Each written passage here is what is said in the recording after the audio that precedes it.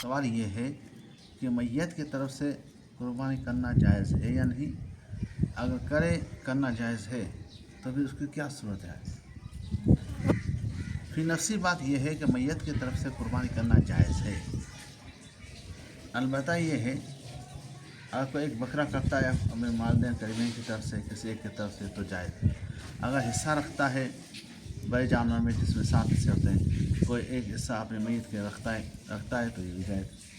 اور اس کے گوشت کا حکم یہ ہے جو عام گوشت کا حکم ہے، لیکن ایک ہی حصہ متعدد میت کے لیے نہیں کر سکتا، یعنی بڑے جانور میں ایک حصہ رکھا اور اس میں والدین کو بھی ملا دیا، دوسرے اقربا کو ملا دیا جو فوت ہو گئے ہیں، تو یہ جائز نہیں۔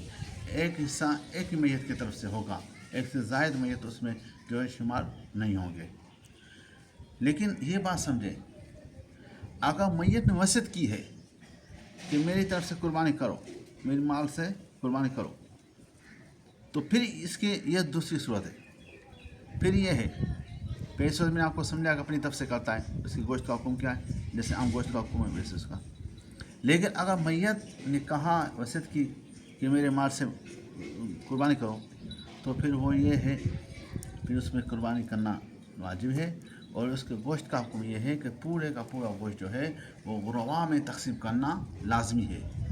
اس میں جو ہے عام گوشت کی طرف جو غریب اور امیر سب کھائیں یہ طریقہ نہیں ہوگا، بلکہ اس کا حصہ نکال کے تمام غریبوں کو دینا لازمی ہے۔